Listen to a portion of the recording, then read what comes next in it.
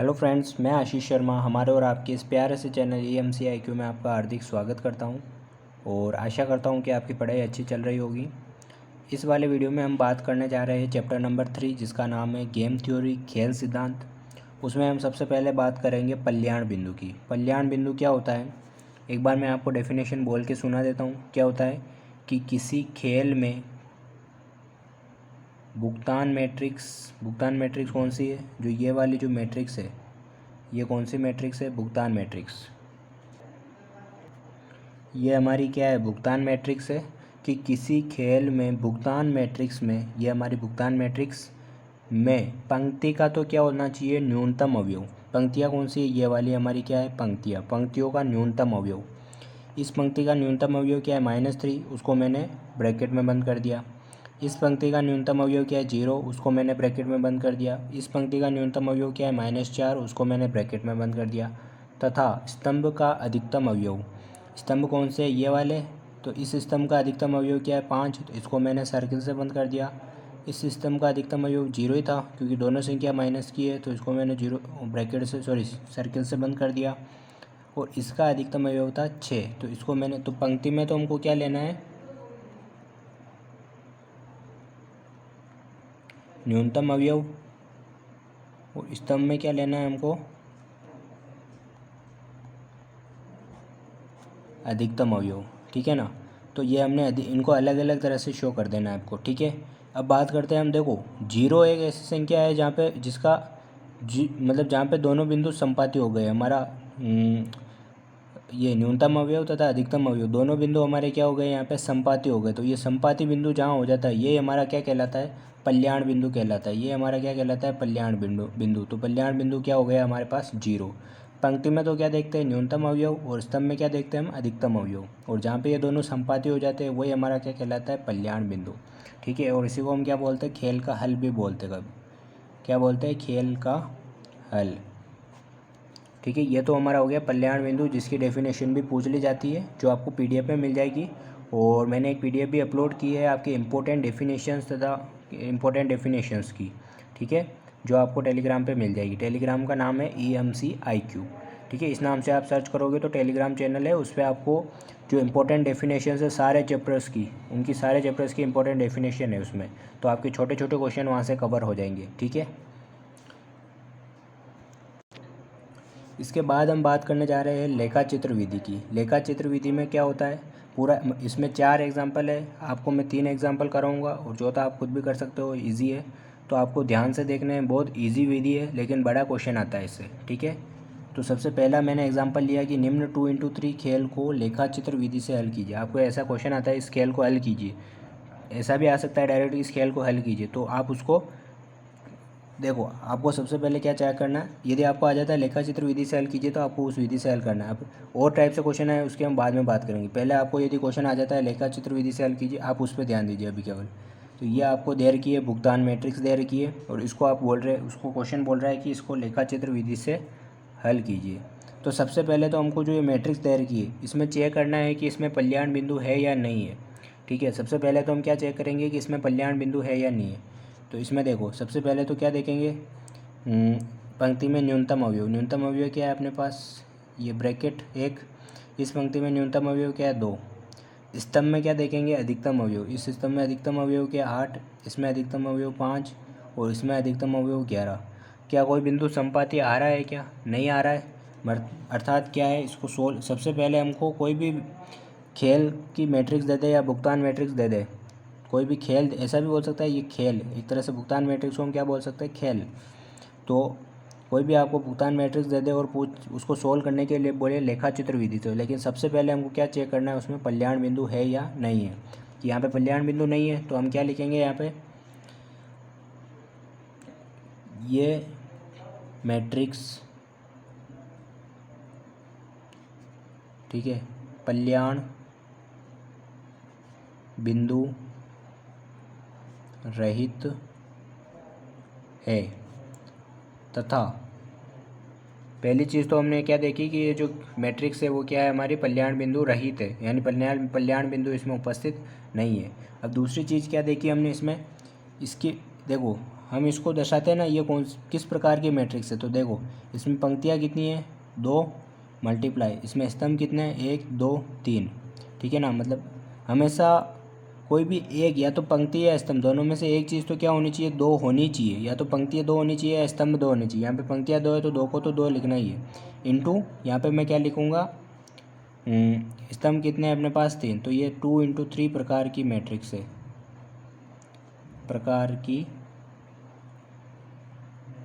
Matrix है। तो एक चीज़ तो हमने चेक की, कल्याण बिंदु है या नहीं है, तो नहीं है, तथा यह 2 × 3 प्रकार की मैट्रिक्स है। आई चीज़ समझ में, ठीक है। ये यहाँ पहली लाइन तो हमको ये लिखनी है, अतः लेखा चित्र विधि से, अब कौन सी विधि से सॉल्व करेंगे हम इसको, लेखा चित्र विधि से। तो लेखा चित्र विधि में सबसे पहला स्टेप क्या रहेगा हमारा, कि ये वाली लाइन हमको लिखनी पड़ेगी। क्या लिखनी पड़ेगी, देखो ये जो अभी देखो इसके ऊपर क्या, ये मैट्रिक्स को भी आपको थोड़ा ध्यान से देखना है कि जो ये वाले जो पॉइंट रहते हैं ना, x1 और 1 - x1, या आप ये देख लो जहाँ जिनकी संख्या 2 रहेगी ना, वो इम्पोर्टेंट है, उसको हमको ध्यान में रखना है। जिनकी संख्या 2 रहेगी, या तो पंक्तियों की संख्या 2 रहेगी या स्तंभ की संख्या 2 रहेगी। कौन सा भी क्वेश्चन आप जब लेखा चित्र का करोगे तो उसमें या तो पंक्तियों की संख्या 2 रहेगी या स्तंभ की संख्या 2 रहेगी। जो अभी हम एग्जाम्पल पढ़े, ज़्यादा भी रह सकती है, लेकिन हमको अभी 2 वाली पे फोकस करना है, कि जिसमें या तो पंक्तियों की संख्या 2 है या स्तंभों की संख्या 2 है, उन पर अभी हमको फोकस करना है। आई चीज़ समझ में आपको। और लेखा चित्र विधि तो हमेशा क्या होगी, या तो 2 × n प्रकार की होगी या m × 2 प्रकार की होगी। या तो पंक्तियों की संख्या 2 होगी या स्तंभों की संख्या 2 होगी, तभी जाके यहाँ पे वहाँ पे कौन सी विधि लगेगी, लेखा चित्र विधि। आई चीज़ समझ में। तो यहाँ पे बिल्कुल है 2 × 3 प्रकार की मैट्रिक्स है, यानी पंक्तियों की संख्या कितनी है, 2 है। और ये 2 किसकी संख्या है, पंक्तियों की। यानी पंक्तियों के ऊपर देखो एक चीज़ लिख रही है, ये x1 मान रखा है इस वाली पंक्ति को, इसको क्या मान रहा है, 1 - x1। तो ये चीज़ आपको थोड़ी नोटिस करनी है। अब देखो इसके इसी चीज़ को नोटिस करते हुए मैं एक लाइन लिखता हूँ कि हल के लिए बी की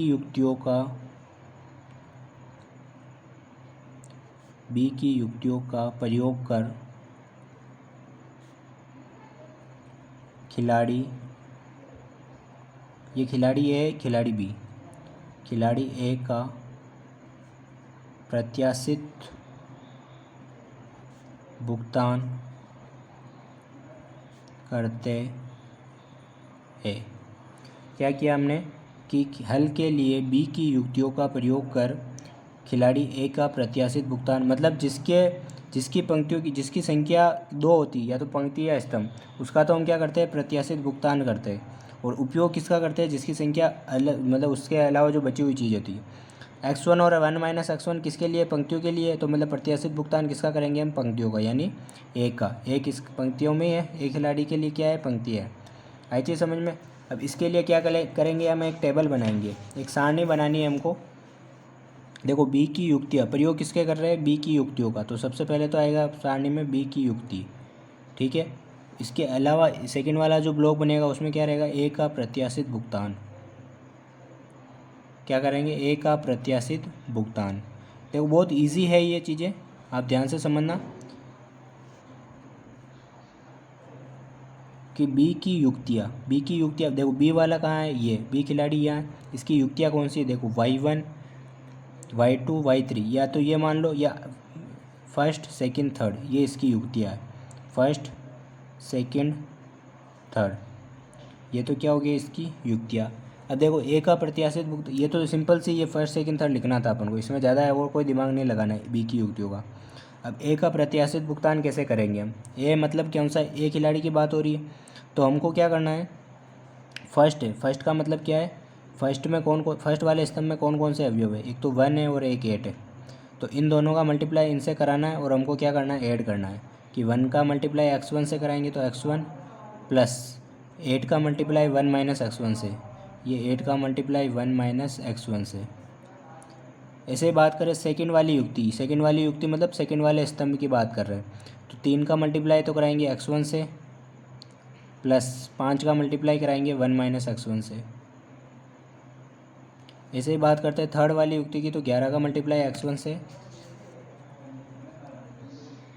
और 2 का मल्टीप्लाई 1 - x1 से। अब इसको सोल्व कर दो आप।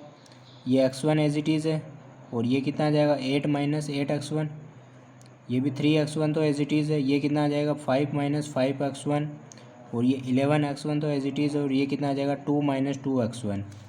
ठीक है, इसको सोल्व करेंगे तो कितना आएगा, ये -7x1 प्लस 8, ये कितना आ रहा है अपने पास -2x1 प्लस 5 और ये कितना आ रहा है अपने पास 9x1 प्लस 2।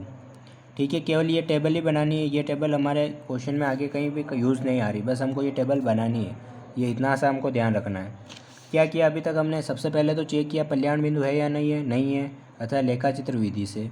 फिर दूसरी बात हमने क्या की, हल के लिए क्या कर रहे हैं, बी की युक्तियों का प्रयोग किया। बी की ही युक्तियों का क्यों प्रयोग करेगा, ए का क्यों नहीं कर रहे, क्योंकि हमको भुगतान किसका निकालना है, ए का, क्योंकि ए के लिए हमको क्या दे रहा है x1 1 माइनस x1।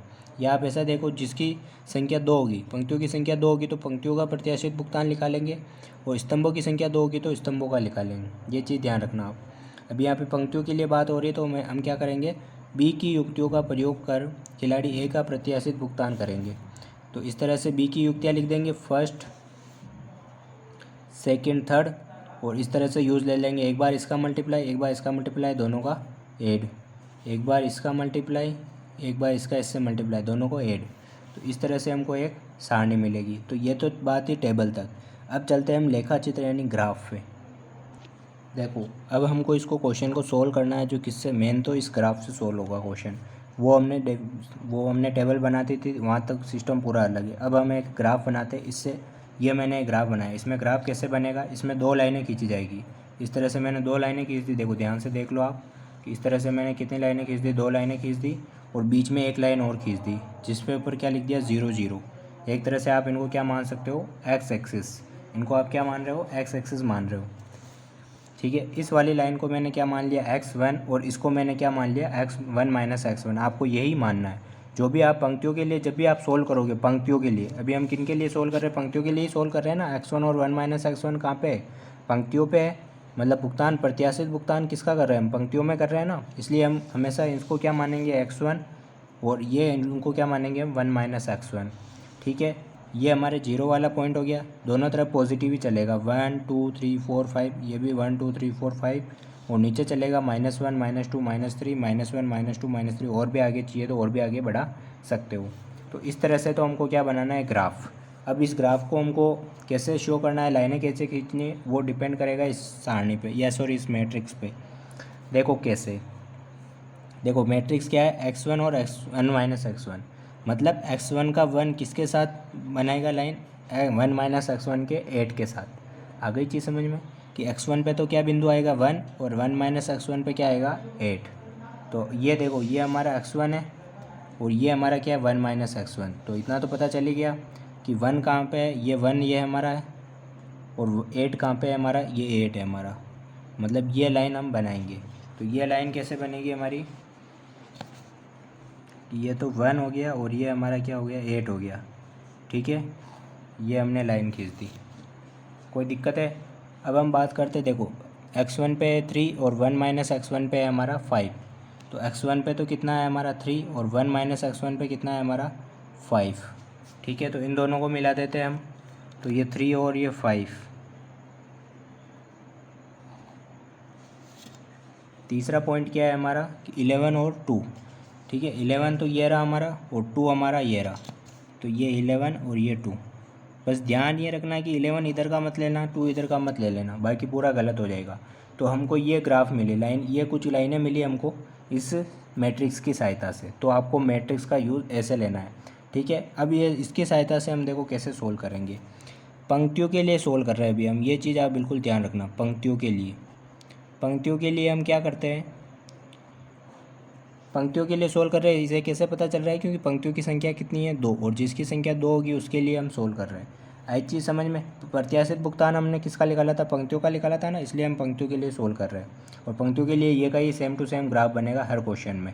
अब देखो इसमें ग्राफ में हमको क्या करना है, सबसे पहले एक चीज़, ग्राफ जब भी पंक्तियों के, अब हमको क्या करना है इसमें, अब हमको देखना है एक पॉइंट चूज़ करना है इसमें।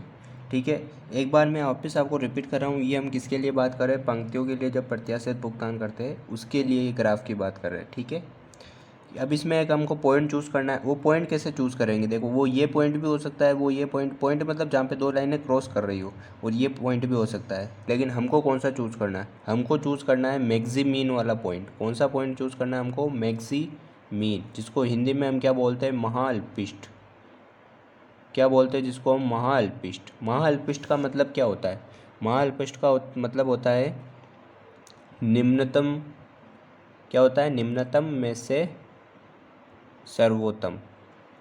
क्या चुनना है हमको, कौन सा पॉइंट चुनना है, निम्नतम में से सर्वोत्तम पॉइंट। ये बहुत इंपॉर्टेंट चीज़ है। ये आपके डेफिनेशन, जो मैंने आपके डेफिनेशन की पीडीएफ डाली है उसमें भी ये डेफिनेशन होगी कि महाअल्पिष्ट की डेफिनेशन क्या है कि निम्नतम में से, सॉरी हिंदी थोड़ी ऐसी है मेरी, निम्नतम में से सर्वोत्तम मतलब क्या है। देखो निम्नतम की बात हो रही सबसे पहले, मतलब सबसे कम मतलब क्या हो रही है, सबसे नीचे वाला एरिया देखना है आपको। सबसे नीचे वाला एरिया कहाँ से स्टार्ट हो रहा है, देखो नीचे वाला एरिया का सबसे पहला पॉइंट है ये, फिर यहाँ से ये एरिया होते होते यहाँ ये दूसरा पॉइंट, फिर ये एरिया चलता चलता ये तीसरा पॉइंट, और ये हमारा क्या है, चौथा पॉइंट। इस तरह से हमको निम्नतम में कितने पॉइंट मिल रहे हैं, 4 पॉइंट मिल रहे हैं। और एरिया कौन सा बन रहा है हमारा, एरिया बन रहा है हमारा ये वाला, ये निम्नतम वाला एरिया है हमारा। आई चीज़ समझ में, ये निम्नतम वाला एरिया है। तो हमको सबसे पहले क्या सेलेक्ट करना है, निम्नतम। ये निम्नतम सेलेक्ट कर लिया हमने, निम्नतम वाली लाइन सेलेक्ट कर ली। अब इसमें क्या करना है हमको, निम्नतम में से सर्वोत्तम। अब ये निम्नतम वाली लाइन है, इसमें सर्वोत्तम पॉइंट कौन सा है, तो इसमें सर्वोत्तम पॉइंट है हमारा ये वाला। देखो ये सबसे ऊपर है ना, कि निम्नतम वाली लाइन में सबसे ऊंचा वाला पॉइंट, सबसे ऊंचाई पर पॉइंट कौन सा है, तो ये वाला हमारा। बस यही हमको क्या करना है, सेलेक्ट करना है। और इसी को हम क्या नाम दे देंगे, पी। आई चीज़ समझ में। ये हम किसके लिए करते हैं, पंक्तियों के लिए। जब हम स्तंभ की बात करेंगे तो उसके लिए थोड़ा डेफिनेशन अलग है। तो ये पॉइंट आपको बहुत याद रखना है, महाअल्पिष्ट। महाअल्पिष्ट का मतलब क्या होता है, निम्नतम में से सर्वोत्तम। आई चीज़ समझ में। मैक्सिमीन यानी मिनिमम में से क्या चूज़ करना है हमको, मैक्सिमम। ये इंग्लिश से अच्छा समझ में आता है हिंदी के बजाय, ठीक है ना। तो आपको इंग्लिश वाला भी याद रहे तो अच्छी बात है। ये चीज़ समझ में आई आपको। ये हमने पॉइंट पी सेलेक्ट कर लिया। अब इस पॉइंट पी का ही जादू है सब। अब आगे जो भी करना है हमको पॉइंट पी के हिसाब से करना है। तो मैं यहाँ पे साइड में ही कर देता हूँ सारा काम, जिससे आपको समझ में आ जाएगा। तो सबसे पहले अपन को मैट्रिक्स बनानी है। कौन सी मैट्रिक्स बनानी है, एक मैट्रिक्स बनानी है जो किससे बनेगी, हमारे पॉइंट पी से बनेगी। बताओ पॉइंट पी से गुजरने वाली कौन कौन सी रेखाएँ है। तो सबसे पहली रेखाएँ जो गुजर रही है वो कौन सी गुजर रही है, 3, 5, यानी जिसके क्या है, पॉइंट 3 और 5। दूसरी रेखा कौन सी गुजर रही है, यहाँ से 11, 2, 11 और 2। ये दो रेखाएं हमको मिली। कौन कौन सी मिली, 3 और 5 और 11 और 2। इनको मैंने इसी तरह क्यों लिखा, क्योंकि हमने ग्राफ भी इसी तरह बनाया था कि सबसे पहले तीसरा पॉइंट लिया, फिर पांचवा लिया, फिर इन दोनों को मिलाया। इसलिए मैंने इसको, इसमें लिखने का तरीका भी अपना वही होना चाहिए। ये चीज़ आपको ध्यान रखनी है कि पहला पॉइंट पी से गुजरने वाली पहली रेखा कौन सी है, 3 और 5 वाली, तो ये मैंने लिख दिया 3, 5। दूसरी रेखा कौन सी है, 11 और 2, तो ये मैंने लिख दिया 11 और 2। अब एक चीज़ नोटिस करना आप कि ये चीज़ देखो, ये कि ये पॉइंट इसमें भी है। जो अपना पहला जो फर्स्ट वाली मैट्रिक्स थी क्वेश्चन वाली, इसमें सेम पॉइंट वो के वही आएंगे। देखो 3, 5, 11, 2, तो क्या आया हमारे पास, 3, 5, 11, 2। तो ये कौन से, देखो यहाँ पे ऊपर नंबर थे, फर्स्ट, सेकंड और थर्ड। ये कौन सी मैट्रिक्स आ गई हमारे पास, कौन सा स्तंभ आ गए, सेकंड और थर्ड। तो यहाँ पे हम डायरेक्ट क्या लिखेंगे, ये सेकंड स्तंभ आया, ये थर्ड स्तंभ आया, ठीक है। और बाकी ये तो फर्स्ट पंक्ति है और ये सेकंड पंक्ति है, क्योंकि पंक्तियाँ टोटल 2 ही है। तो ये हमको क्या मिली, ये ए प्लेयर के लिए और ये क्या है, बी प्लेयर के लिए, ठीक है। ये हमको कहाँ से मिला, ये ग्राफ से। और ये ग्राफ इसीलिए इम्पोर्टेंट है, इसके लिए हम ये ग्राफ को देखते हैं। आई चीज़ समझ में। अब इसको और सोल्व करना है हमको। इसको सोल्व करने का एक तरीका है, देखो कैसे सोल्व करेंगे। पंक्ति, अभी हम किसकी बात कर रहे हैं, पंक्तियों के लिए। इस पंक्ति का डिफरेंस कितना है कि 11 में से 3 गए या 3 में से 11 गए। माइनस प्लस का यहाँ पे चक्कर नहीं है, डिफरेंस देखना है आपको कि 11 में से 3 गए तो 8। उसको हम कहाँ लिखेंगे, नीचे वाली पंक्ति के सामने। नीचे वाली पंक्ति का डिफरेंस कितना है, 3 है, उसको लिखेंगे हम ऊपर वाली पंक्ति के सामने। ये तो बात हुई हमारी पंक्तियों के लिए। वापस एक बार बता देता हूँ मैं, ऊपर वाली पंक्तियों का डिफरेंस लिखेंगे नीचे वाली पंक्ति के सामने, नीचे वाली पंक्तियों का डिफरेंस लिखेंगे ऊपर वाली पंक्ति के सामने। अब बात करते हैं स्तंभ के लिए। तो इस वाली स्तंभ का डिफरेंस 5 और 3 का डिफरेंस कितना है, 2, वो लिखेंगे सेकंड वाले स्तंभ के सामने। सेकंड वाले स्तंभ का डिफरेंस 11 और 2 का डिफरेंस कितना है, 9, उसको वो लिखेंगे हम फर्स्ट स्तंभ के नीचे। आई चीज़ समझ में। इन दोनों का प्लस कितना आ रहा है, 8, 3, 11। इन दोनों का प्लस कितना आ रहा है, 9, 2, 11। यदि ये दोनों इक्वल आ गया मतलब हमने सही किया ये। इन दोनों का ऐड, जो पंक्तियों के लिए जो वैल्यू आई और स्तंभ के लिए जो वैल्यू आई, ये दोनों का ऐड क्या होना चाहिए, सेम होना चाहिए। इसका मतलब हमने जो ये किया है कैलकुलेशन, जो भी डिफरेंस निकाला है वो बिल्कुल सही निकाला है, या ये जो हमने मैट्रिक्स चुनी है वो बिल्कुल सही है। यहाँ तक बात ख़त्म। अब हम क्या करेंगे आगे, हम देखो सारी चीज़ें मैं यही कर रहा हूँ क्योंकि ये ग्राफ से आपको इस सारणी से, इस मैट्रिक्स से ही करना है आपको। अब मैं क्या निकालूंगा, ए का हल। प्लेयर ए का हल कैसे निकालूंगा, देखो प्लेयर ए का हल ऐसे निकालेंगे। प्लेयर ए किसके लिए, पंक्तियों के लिए। सबसे पहली पंक्ति का क्या है अपने पास मान 3, और टोटल क्या है 11, 3/11 इसका मान हो जाएगा। ऐसे प्लेयर ए के लिए सेकंड पंक्ति का मान क्या है 8, और टोटल कितना है 11, तो 8/11 इसका मान हो गया। ये किसका हल आ गया, ए का हल। ऐसे हम किसका निकाल देंगे, बी का हल निकाल देंगे। तो बी का हल कैसे निकालेंगे, फर्स्ट स्तंभ, बी किसके लिए, स्तंभों के लिए। तो ये देखो, अब बताओ स्तंभ कितने थे हमारे क्वेश्चन में, स्तंभ थे 1 2 3, लेकिन हमारे पास लास्ट में जाके जब ग्राफ से देखा तो फर्स्ट स्तंभ तो आया ही नहीं। तो फर्स्ट स्तंभ की वैल्यू जब इसमें नहीं है फर्स्ट स्तंभ, इसका मतलब क्या होगा, उसकी वैल्यू हो जाएगी 0। लिखनी तो है वैल्यू, ऐसा नहीं कि वैल्यू नहीं लिखेंगे। फिर बात कर रहे हैं हम सेकंड स्तंभ की, तो सेकंड स्तंभ का क्या है वैल्यू 9, और टोटल क्या है अपने पास 11। थर्ड स्तंभ की वैल्यू क्या है 2, और टोटल क्या है 11। तो ये किसके आ गए, बी का हल आ गया। अब बात करते हैं हम टोटल खेल का हल निकालते हैं। किसका हल निकाले, खेल का हल या मान। कैसे निकालेंगे, इसको हम वी से भी डिनोट कर सकते हैं। कैसे निकालेंगे, जो हमको ये मैट्रिक्स मिली है ग्राफ से, इसी से निकालेंगे। क्या करेंगे, क्रॉस मल्टीप्लाई, 3 2 जा 6, ये मैंने लिख दिया 6, माइनस क्या करेंगे, क्रॉस मल्टीप्लाई करके उसका डिफरेंस निकालेंगे कि 3 2 जा 6 माइनस 11 इंटू 5 55, ये तो लिखेंगे ऊपर। अब नीचे क्या लिखेंगे डिनोमिनेटर में, उसमें लिखेंगे हम इन दोनों को प्लस करके, 3 और 2 कितने हो गए हमारे पास, 3 2 5, तो ये 5, फिर माइनस इसका भी डिफरेंस निकालेंगे किसके साथ, 11 और 5 कितने हैं हमारे पास 16, तो ये 16। ठीक है, अब इसको सोल्व कर दो। 55 में से 6 गए तो कितने बचे अपने पास 49 माइनस के, और 16 में से 5 गए तो -11, माइनस से माइनस कैंसिल, तो आंसर क्या आया 49/11, और ये हमारा क्या आया, खेल का हल। तो कितना अच्छा क्वेश्चन था। हमको शुरू में तो केवल प्रत्याशित भुगतान की सारणी बनानी है, ये ग्राफ बनाना है, इससे ये मैट्रिक्स आएगी। यहाँ थोड़ा अपन को इसको सोल्व करने का ध्यान रखना है, कैसे सोल्व करेंगे अभी, और अगले वाले क्वेश्चन करेंगे तो आपको अच्छा समझ में आएगा। ठीक है ना। एग्जाम्पल नंबर 2 क्या है हमारा, एग्जाम्पल नंबर 2 में भी हमको देखो एक मैट्रिक्स दे रखी है, ये प्लेयर ए दे रखा है, ये प्लेयर बी दे रखा है। पंक्तियाँ कितनी दे रखी है, 2, मतलब पंक्तियाँ 2 है, मतलब हम किसके लिए निकालेंगे, वही पंक्तियों के लिए। यहाँ पे जो प्रत्याशित भुगतान हम निकालेंगे वो किसके लिए निकालेंगे, पंक्तियों के लिए। मतलब वो पहले वाला क्वेश्चन का जो मेथड है वही हम यहाँ पे यूज़ लेंगे। यहाँ तक तो बात खत्म। इस बार हमको स्तंभ कितने दे रखे, 1 2 3 4, तो ये मैट्रिक्स कैसी हो गई, 2 × 4 की मैट्रिक्स हो गई। एक तो यहाँ पे कल्याण बिंदु नहीं है, जब आप चेक करोगे कल्याण बिंदु चेक कर लेते हैं, चलो ठीक है। पंक्ति में सबसे छोटा अवयव -1, और इस पंक्ति में सबसे छोटा अवयव 2, इस स्तंभ में सबसे बड़ा अवयव 4, इसमें 3, इसमें 3 और इसमें 6। कोई संपाती बिंदु आ रहा है क्या, नहीं आ रहा है। मतलब क्या है ये कल्याण बिंदु रहित 2 × 4 की मैट्रिक्स है। अतः लेखाचित्र विधि से क्या करेंगे, बी की शुद्ध युक्तियों का प्रयोग कर। अब यहाँ पे बी की शुद्ध युक्तियों का प्रयोग क्यों कर रहे हैं, क्योंकि हम किसके लिए निकाल रहे हैं, ए के लिए। प्रत्याशित भुगतान किसका निकालेंगे, ए का। कि बी की शुद्ध युक्तियों का प्रयोग कर ए के प्रत्याशित भुगतान ज्ञात करते हैं। मतलब वो सारणी बनाएंगे। ठीक है, सारणी कैसे बनाते हैं हम, कि कैसे, देखो बी की युक्तियाँ, वो इधर क्या लिखेंगे, ए का प्रत्याशित भुगतान, ए का प्रत्याशित भुगतान, ऐसे ही करते हैं। ठीक है, ये तो बहुत इजी है सारणी बनाना। तो अब देखो बी की प्रत्याशित युक्तियाँ कौन कौन सी है, फर्स्ट मतलब स्तंभ कितने हैं वो की वही चीज़ है, फर्स्ट सेकंड थर्ड और फोर्थ। तो क्या आ जाएगा, फर्स्ट सेकंड थर्ड और फोर्थ, ये तो हमारी आ गई बी की युक्तियाँ।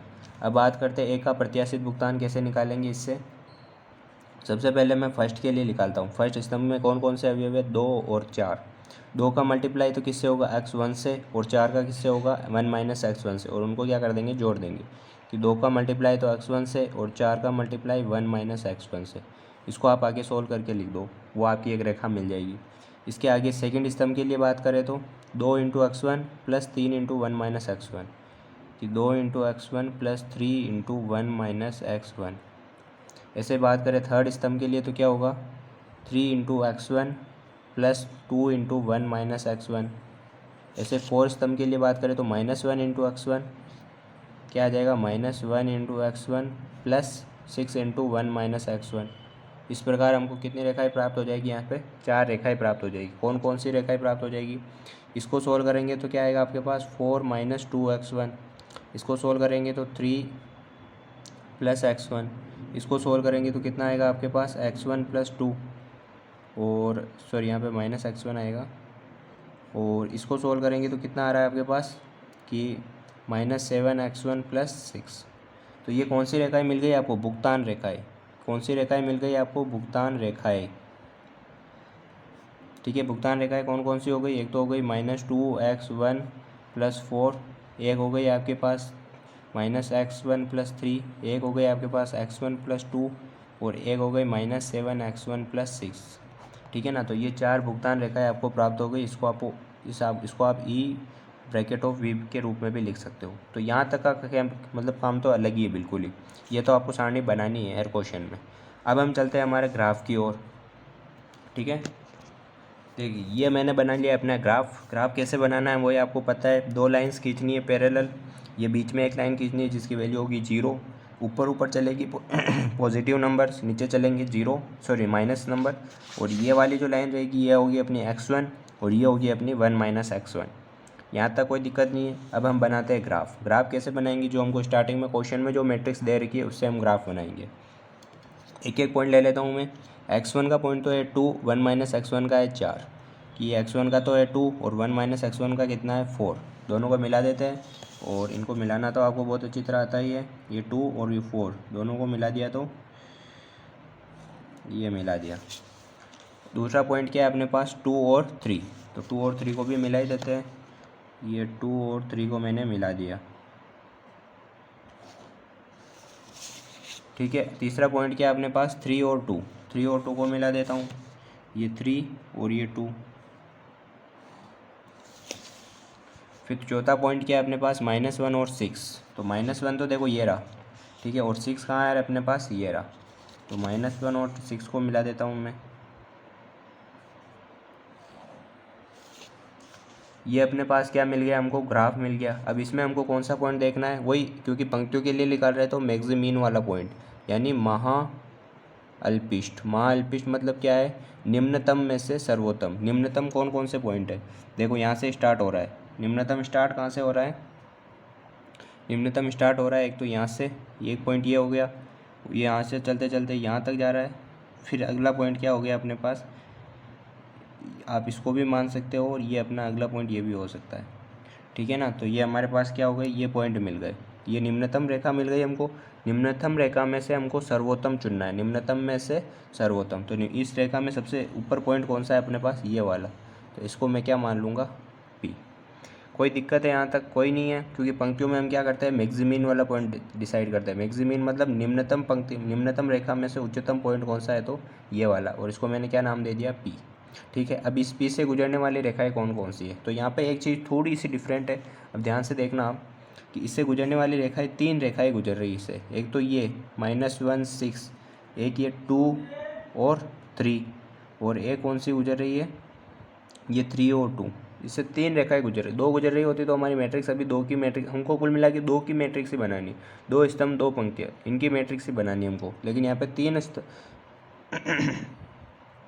यहाँ पे अपने पास 3 स्तंभ हो जाएंगे, 3 स्तंभों की मैट्रिक्स बन जाएगी, तो ये थोड़ा गलत हो जाएगा। तो देखो हम क्या करेंगे, 2 का यहाँ पे लेंगे। कैसे लेंगे आपको मैं दिखाता हूँ। ये तो हमारा क्वेश्चन हो गया। अब इससे प्राप्त मैट्रिक्स हमको कितनी मिलेगी, 3 मैट्रिक्स मिलेगी यहाँ से हमको। इस पी पॉइंट से हमको 3 मैट्रिक्स मिल रही है। अब कौन कौन सी मैट्रिक्स है वो ध्यान से देखो आप। सबसे पहली मैट्रिक्स तो देखो मैं यहाँ से, ये पी पॉइंट है, सबसे पहली रेखा तो ये, इसको मैं L1 मान लेता हूँ, इसको L2 मान लेता हूँ, और इसको मैं ये माइनस में तो इसको मैं L3 मान लेता हूँ। सबसे पहले बात कर रहा हूँ मैं L1 और L2 की। L1 क्या है, L1 के पॉइंट क्या है 2 और 3, तो क्या आ जाएंगे अपने पास 2 और 3।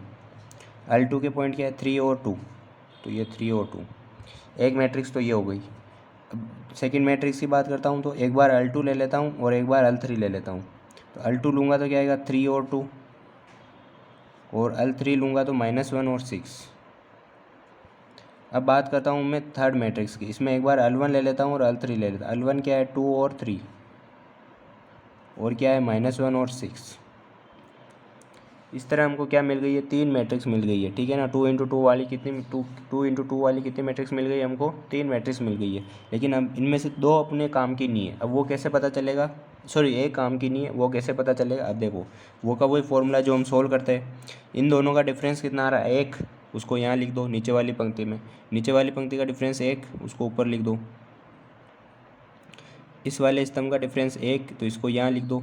और इस वाले स्तंभ का डिफरेंस 1, तो इसको भी यहाँ लिख दो, ठीक है ना। अब इन दोनों का टोटल कितना आ रहा है 2, और इन दोनों का टोटल भी कितना आ रहा है 2, मतलब बराबर आ रहा है दोनों का टोटल, मतलब ये वाले अपने काम की है।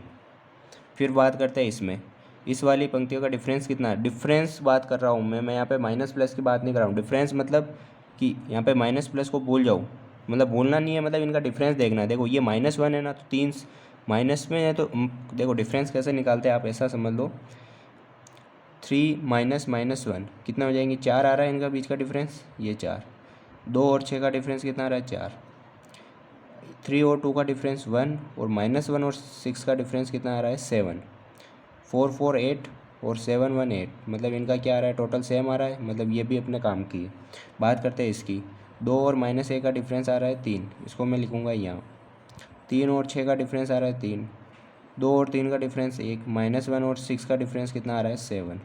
3 3 6 7 1 8, क्या इनका टोटल सेम आ रहा है, नहीं आ रहा है, तो ये अपने काम की नहीं है। मतलब हमको यूज़ कौन सी लेनी है, केवल ये वाली और ये वाली। आ गई, ये हमारी फर्स्ट मैट्रिक्स हो गई, ये हमारी सेकंड मैट्रिक्स हो गई। तो ये दोनों ही हमारे काम की है, ये हमारे काम की नहीं है। कैसे पता किया हमने, इस तरह से पता किया। कोई दिक्कत है आपको, कोई नहीं है, बस यही तो हमको चाहिए था। अब देख लो, अब वो जो हमने पिछले वाले क्वेश्चन में किया था ना, वो हमको दोनों मैट्रिक्स के लिए करना है। ए का एल इसके लिए भी निकालना है, बी का एल भी इसके लिए निकालना है, फिर के एल का एल भी इसके लिए निकालना है। इसमें भी सेम करना है, तीनों मेथड। अब मैं फर्स्ट वाली मैट्रिक्स को ले लेता हूँ, उधर ही ले लेता हूँ मैं, अपनी इधर जगह नहीं है, लेकिन करना है इसको बाद में, ग्राफ के बाद है ना। फर्स्ट मैट्रिक्स क्या है अपने पास, 2 3 3 2। क्या है अपने पास 2 3 3 2, ठीक है ना। और यहाँ पे क्या आया था इनका डिफरेंस 1 1, और ये टोटल कितना आया था 2। ये प्लेयर एक ही बात कर रहे हैं, ये फर्स्ट पंक्ति, ये सेकंड पंक्ति। अब देखो ये कौन सी है, 2 3 और 3 2 कौन सा स्तंभ है, तो मेन क्वेश्चन में देख लेंगे अपन। 2 3 और 3 2 यानी सेकंड और थर्ड, यानी कौन से स्तंभ की बात कर रहे हैं हम, सेकंड स्तंभ और थर्ड स्तंभ। बात खत्म। इसके लिए हम क्या निकालेंगे, एक का हल। एक का हल कैसे निकाले, पंक्तियों की बात कर रहे हैं, ये मतलब कि 1/2 और 1/2। ऐसे निकालेंगे हम बी का हल। तो बी का हल कैसे निकालेंगे कि 1/2 और 1/2। ऐसे हम निकालेंगे खेल का हल, यानी वी की वैल्यू कैसे निकालते हैं हम, वी की वैल्यू हम निकालते हैं इन दोनों का मल्टीप्लाई, 2 × 2 4 -3 × 3 9, इन दोनों का प्लस 2 × 2 और 2 क्या है 4, और माइनस इन दोनों का प्लस 3 3 6। 4 में से 9 गए तो -9 है, तो कितना आ जाएगा -5। यहाँ पे कितना आ जाएगा -2, यानी क्या आया 5/2, यानी 2.5। ठीक है, तो ये किसके आ गई, खेल का मान आ गया। एक छोटी सी गलती हमने कर दी है, देखो देखते हैं हम। बी का जो निकाला है वो हमने किसके लिए निकाला है, सेकंड स्तंभ और थर्ड स्तंभ। तो फर्स्ट स्तंभ की वैल्यू 0 हो जाएगी, और फोर्थ स्तंभ की वैल्यू भी क्या हो जाएगी 0। ये थोड़ा आपको ध्यान रखना है ना। ये बात कर ली हमने फर्स्ट मैट्रिक्स के लिए। सेकंड मैट्रिक्स के लिए भी बात करेंगे। तो ये हमारी सेकंड मैट्रिक्स है। सबसे पहले निकालेंगे ए का हल। ए का हल कैसे निकालेंगे, वही ए के लिए कौन कौन सा स्तंभ पंक्तियाँ आ रही, 4 आ रहा है, 4/8 और 4/8। इनको डिवाइड करेंगे तो क्या आएगा 1/2 और 1/2। ऐसे बात करें बी का हल, तो बी का हल निकालेंगे तो क्या आएगा, ये बी है तो ये तो आ गया यहाँ पे ना 7/8 और 1/8। ये बी का हल निकल गया। लेकिन यहाँ पे भी हमने छोटी सी गलती कर रहे हैं। अब देखो 3 2 और -1 और 6 कौन सा स्तंभ है, ये अपने स्तंभ है थर्ड और फोर्थ। कौन सा है ये थर्ड है और ये फोर्थ है, यानी ये थर्ड फोर्थ की वैल्यू है, मतलब बाकी दो की वैल्यू क्या है अपने पास 0। आई चीज़ समझ में। अब निकालेंगे खेल का हल। तो खेल का हल कैसे निकालते, 3 2 3 6 जा 18, माइनस 2 × -1 -2। ये कितना आ रहा है अपने पास, 3 और 6 क्या आ रहा है 9, -2 और -1 कितना हो जाएगा 1, तो ये आ गया 1। तो कितना बचा देखो 18 + 2 तो 20 और नीचे क्या आ रहा है 8, यानी कितना बच रहा है अपने पास, ये तो आ जाएगा अपने पास 5/2, यानी क्या आ रहा है इसका मान भी 2.5 आ रहा है। आई चीज़ समझ में। तो इस तरह इसको हमको सोल्व करना है। तो बहुत इजी क्वेश्चन है लेखा चित्र वाले। अब हम चलते हैं एग्जांपल नंबर डायरेक्ट 4th पे। 3 वाला जो एग्जांपल है वो भी आपका सीधा है, पंक्तियों के लिए है, तो उसको आप आसानी से सोल्व कर सकते हो और एक बार आप ट्राई करना, ठीक है, उसमें कोई दिक्कत नहीं। फिर भी नहीं आया तो आप कमेंट करना, तो मैं उसको शॉर्ट वीडियो में आपको समझा दूँगा, ठीक है। ये हमारा एग्जाम्पल नंबर 4th है। देखो क्या क्वेश्चन है कि निम्न भुगतान मैट्रिक्स वाले खेल को हल कीजिए। हमको नहीं बोल रहा है कि लेखा चित्र विधि से हल कीजिए, लेकिन हमको क्वेश्चन ही ऐसा दिख गया कि ये लेखा चित्र विधि से सोल्व हो सकता है। कैसे पता चला? देखो ये थोड़ा अलग टाइप का क्वेश्चन है। अलग टाइप का मतलब पिछले वाले क्वेश्चन में हमने बात की पंक्तियों की संख्या कितनी थी, 2 थी, लेकिन यहाँ पे पंक्तियों की संख्या कितनी है, 1 2 3 4 5, यानी पंक्ति कितनी है यहाँ पे 5, और स्तंभ कितने हैं यहाँ पे, स्तंभ यहाँ पे 2, यानी हम यहाँ पे किसके लिए बात करेंगे, जो प्रत्याशित भुगतान की जो सारणी बनाएंगे वो किसके लिए बनाएंगे, स्तंभ के लिए। ये बात मैंने पहले भी की थी, तो थोड़ा यहाँ पे कंसेप्ट डिफरेंट लगेंगे, ग्राफ में डिफरेंट लगेंगे, बाकी सब जगह वही है, ठीक है। तो ये स्तंभ क्या है, हमने 2 बना दी। स्तंभ 2 है, मतलब हम किसके लिए सोल्व करेंगे इसको, स्तंभ के लिए। और कोई भी पंक्ति या स्तंभ की दोनों में से कोई किसी की भी संख्या 2 है, मतलब उसको हम लेखाचित्र विधि से सोल्व कर सकते हैं। उस खेल को लेखाचित्र विधि से, उस भुगतान मैट्रिक्स को लेखाचित्र विधि से हम सोल्व कर सकते हैं। जब हमने इसमें कल्याण बिंदु चेक किया, कल्याण बिंदु कैसे चेक करते हैं, पंक्ति में सबसे न्यूनतम अवयव, पंक्ति में सबसे न्यूनतम अवयव -6, इसमें -5, इसमें -2, इसमें -2, इसमें -6। स्तंभ में सबसे अधिकतम अवयव, स्तंभ में सबसे अधिकतम अवयव 7, और इसमें भी क्या है 7। कोई संपाती बिंदु है क्या, नहीं है। इसका मतलब दी गई मैट्रिक्स कल्याण बिंदु रहित 5x2 की मैट्रिक्स है, अतः लेखाचित्र विधि से, ठीक है। सबसे पहला हम क्या करते हैं, वही प्रत्याशित भुगतान की सारणी। तो देखो इसमें हम उस वाले क्वेश्चन में या पिछले वाले क्वेश्चन में हम क्या लिखते थे कि बी की युक्तियों का प्रयोग कर एक का प्रत्याशित भुगतान ज्ञात करते थे। इस बार उल्टा लिखेंगे, क्योंकि इस बार बी का निकालना है हमको, कि ए की युक्तियों का प्रयोग कर बी का प्रत्याशित भुगतान ज्ञात करते हैं। मतलब युक्तियाँ किसकी लेंगे, ए की युक्तियाँ, क्या लेंगे यहाँ पे, ए की युक्तियाँ लेंगे, और भुगतान किसका निकालेंगे, बी का प्रत्याशित भुगतान। यहाँ तक तो कोई दिक्कत ही नहीं है अपने पास, ठीक है। ये तो हमारा हो गया। अब ए की युक्तियाँ कौन कौन सी है, ए की युक्तियाँ मतलब ये अपने पास, इसको फर्स्ट मान लो, सेकंड मान लो, थर्ड पंक्ति, फोर्थ पंक्ति, फिफ्थ पंक्ति, क्योंकि हम जब बी की युक्तियाँ लेते थे तो ऊपर वाले कॉलम लेते थे। इस बार हम क्या लेंगे, पंक्तियाँ, ठीक है ना। तो क्या आ जाएगी अपने पास, फर्स्ट पंक्ति, सेकेंड पंक्ति, थर्ड पंक्ति, फोर्थ और फिफ्थ। यहाँ तक कोई दिक्कत नहीं है। अब हम बात करेंगे हमारे बी का प्रत्याशित भुगतान। उसमें क्या करते थे हम, इन नंबर का क्या करते थे, इधर मल्टीप्लाई कराते थे जब हम पंक्तियों की बात करते थे। इस बार स्तंभ की बात करें तो हम किसका ऊपर मल्टीप्लाई कराएंगे। ऊपर क्या क्या है देखो, y1 और y2। ये y1 तो एज इट इज़ रहेगा, y2 हमारा, y2 की वैल्यू क्या होती है हमेशा ध्यान रखना, 1 - y1, ठीक है। मतलब -6 का मल्टीप्लाई कराएंगे y1 से, +7 का मल्टीप्लाई कराएंगे 1 - y1 से, कि -6 का मल्टीप्लाई तो मैंने y1 से कराया, +7 का मल्टीप्लाई कराया 1 - y1 से। ऐसे सेकंड वाली पंक्ति के लिए बात कर रहे हैं, 4 का मल्टीप्लाई y1 से, -5 का मल्टीप्लाई 1 - y1 से, कि 4 का मल्टीप्लाई तो किससे हो गया, y1 से, और -5 का जो मल्टीप्लाई है वो किससे हो रहा है, 1 - y1 से। इसी तरह आगे भी सोल्व करते जाएंगे। हम क्या करेंगे, -1 का मल्टीप्लाई y1 से, और -2 का मल्टीप्लाई भी 1 - y1 से। फिर करेंगे -2 का मल्टीप्लाई y1 से, फिर क्या करेंगे, +5 का मल्टीप्लाई किससे करा रहे हैं हम, 1 - y1 से। ऐसे बात करें 7 का मल्टीप्लाई y1 से, +-6 का मल्टीप्लाई 1 - y1 से। इसको आप सोल्व कर लेना, और जो वैल्यू आए उसको, वो क्या हो जाएगी, हमारी भुगतान रेखाएँ। कौन सी रेखाएँ हो जाएगी, हमारी भुगतान रेखाएँ। यहाँ तक तो कोई दिक्कत ही नहीं है। ये हमारी सारणी बन गई, प्रत्याशित भुगतान की सारणी यहाँ पे कंप्लीट हुई। अब हम किस पे चलेंगे, ग्राफ पे।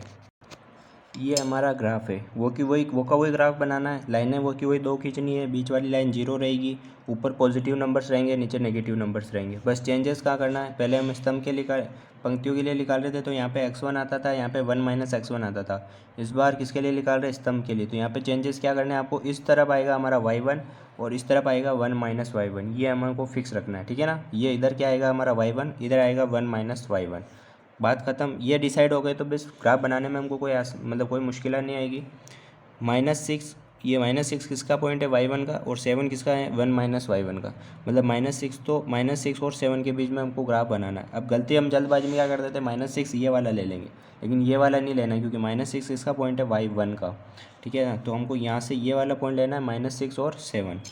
तो ये -6 को मिला दूंगा मैं, ये -6 है मेरा, ये 7 से जाके मिल जाएगा -6, ये मिल गया। अगला पॉइंट क्या है मेरा, 4 और -5। तो 4 कौन सा हो गया अपने पास, ये वाला होगा ना, इधर से स्टार्ट कर रहे हैं, 4 और -5। तो 4 और -5 को मिला देता हूँ मैं, 2 मिनट। ये 4, ये -5, ठीक है बेटा, ये सॉरी, ये हो गया अपने पास, ये हो गया -1 और -2। तो ये तो हो गया -1 और ये हो गया -2। तो इन दोनों को मिला देता हूँ मैं कि ये -1 है और ये -2 है। तो ये -1 और -2 को मिला है, तो ये देखो, ठीक है। फिर बात करते हैं -2 और 5। तो ये -2 और ये 5, तो ये -2 और ये 5 देखो आप, ये रहा। फिर हम बात करते हैं 7 और -6। तो ये तो हमारा 7 है और -6 कहाँ है, अब ये वाला -6 की बात कर रहे हैं। ठीक है, तो इसको भी मिला देते हैं, ये 7 और -6,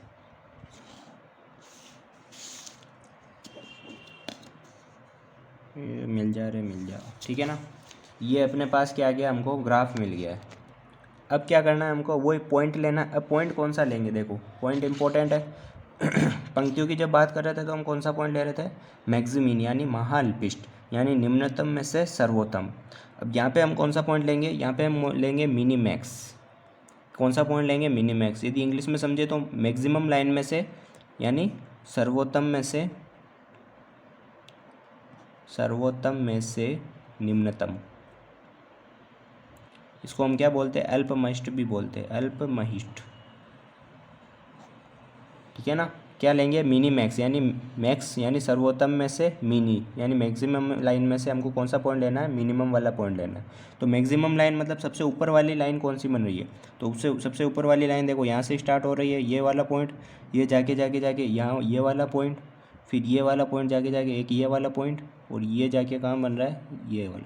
मतलब हमको कितने पॉइंट मिल रहे हैं, ये 1, 2, 3 और 4, ये 4 पॉइंट मिल रहे हैं ऊपर सबसे मैक्सिमम वाली यानी सबसे सर्वोत्तम लाइन में। सबसे सर्वोत्तम वाली लाइन में, रेखा में ये हमको पॉइंट मिल रहा है। इसमें सबसे निम्नतम वाला पॉइंट कौन सा है, तो ये वाला पॉइंट है। तो ये हमारा कौन सा पॉइंट हो जाएगा, पी। आई चीज़ समझ में, इस तरह से हमको पॉइंट फाइंड करना है, ये चीज़ बहुत इंपॉर्टेंट है, ठीक है ना। ये बात समझ में आ गई। अब इस पी पॉइंट का हम क्या करते हैं, आपको पता है, इससे गुजरने वाली रेखाएं कौन कौन सी है। एक तो ये वाली रेखा गुजर रही है, लेकिन ये इधर से स्टार्ट हो रही है ना, मतलब एक तो ये वाली रेखा है, कौन सी रेखा है अपने पास, -2 और 5 वाली, और एक कौन सी रेखा है, ये वाली 7 और -6 वाली। आई चीज़ समझ में। तो अभी इसको हमको क्या करना पड़ेगा, हमको इस पी पॉइंट का यूज़ लेके मैट्रिक्स बनानी है। मैट्रिक्स में पहला पॉइंट हमारा क्या आ जाएगा, -2 और 5। इधर से क्यों स्टार्ट कर रहा हूँ, क्योंकि ये y1 का पॉइंट है, तो -2 और 5, तो ये -2 और 5। नीचे मत लिख देना गलती से, क्योंकि हम किसकी बात कर रहे हैं, y1 और 1 - y1 की। आई चीज़ समझ में। तो ये -2 और 5 हो गया। दूसरा पॉइंट क्या आएगा, 7 और -6, तो ये 7 और -6 आ गई चीज़ समझ में। ये हमको मैट्रिक्स मिल गई, ठीक है। अब देखो ये तो कौन सी हो गई, ये तो हमारा पहला स्तंभ हो गया, ये दूसरा स्तंभ हो गया। स्तंभ में तो कोई दिक्कत नहीं है, लेकिन पंक्तियाँ कौन सी है, ये -2 वाली कौन सी पंक्ति है, देखो ये A4 है, यानी फोर्थ, ये A4, और ये क्या है अपना A5। मतलब बाकी के जो पंक्तियाँ है वो क्या है, उनकी वैल्यू क्या है, 0 है। अब हम यहाँ पे निकालेंगे ए का हल, लेकिन उसके लिए क्या करना पड़ेगा, इनको सोल्व करना पड़ेगा। इन दोनों का डिफरेंस कितना आ रहा है, 7, क्योंकि 5 - -2 7 आ रहा है। इन दोनों का डिफरेंस कितना आ रहा है, 13। इन दोनों का डिफरेंस कितना आ रहा है, 7 2 9, और इन दोनों का डिफरेंस कितना आ रहा है, 11। यस, 13 7 20 और 11 9 20। मतलब हमने बिल्कुल सही निकाला है और बिल्कुल सही पॉइंट हमने चूज़ किया है। यहाँ हमको ये चेक करना है, और इसका यूज़ भी हम कहाँ ले रहे हैं, ए का हल। ए मतलब ए प्लेयर के लिए। तो देखो ए के लिए कितने कितने पॉइंट होने चाहिए, 1 2 3 4 5, लेकिन हमको मिले कितने, केवल 1 और 2। मतलब बाकी के स्टार्टिंग के 3 की वैल्यू क्या है अपने पास, 0 0 और 0। 2 की वैल्यू 13/20 और 7/20। फिर बात करते हैं हम बी का हल। यदि हम बी का हल निकालेंगे तो क्या आएगा अपने पास, बी के लिए कौन से पॉइंट है, ये वाले 11/20 और 9/20। ये तो हमारा ए का हल और ये बी का हल निकल गया। अब हम बात करते हैं हल, यानी खेल का हल। क्या निकालेंगे, खेल का हल या खेल का मान निकालेंगे तो क्या आएगा अपने पास, वही इन दोनों का क्रॉस मल्टीप्लाई कि -2 इंटू -6 कितना हो जाएगा 12, -7 इंटू 5 35 डिवाइड बाई, इन दोनों का प्लस करेंगे -2 और -6 को प्लस करेंगे तो -8 -7 और 5 12 इक्वल में 12 में से 35 गया तो कितना बचा हमारे पास 23, वो भी माइनस का, और डिवाइड में क्या चल रहा है -8 और -12 -20, डिवाइड किया तो क्या आया 23/20। और ये हमारा क्या है, खेल का मान है। इसको आप आगे सोल्व करना चाहो तो भी क्या आ जाएगा आपके पास 1.15। ठीक है, इस तरह से हमको क्या निकालना है, लेखा चित्र विधि से क्या करना है, क्वेश्चन को सोल्व करना है। तो इसके 4 एग्जाम्पल है आपके, एग्जाम्पल 1, 2, 3 और 4। एग्जाम्पल नंबर 1 कौन से पेज पे मैं आपको बता देता हूँ, 87 पेज नंबर पे आपके गेम थ्योरी वाले चैप्टर में। ठीक है ना, तो 3 एग्जाम्पल तो मैंने बता दिया, और तीसरा आपको आ जाएगा। आप बिल्कुल आप डायरेक्ट मैट्रिक्स देखना, आपको और पंक्ति के लिए सोल्व हो रहा है वो। ठीक है ना, तो आपको आसानी से समझ में आ जाएगा। और मैंने इम्पोर्टेंट पीडीएफ की एक पीडीएफ डाली, इंपॉर्टेंट क्वेश्चंस की पीडीएफ डाली है, उसको आप पढ़ लेना। इससे पहले नियतन समस्या वाला चैप्टर अपने हो गया है। Okay, thank you.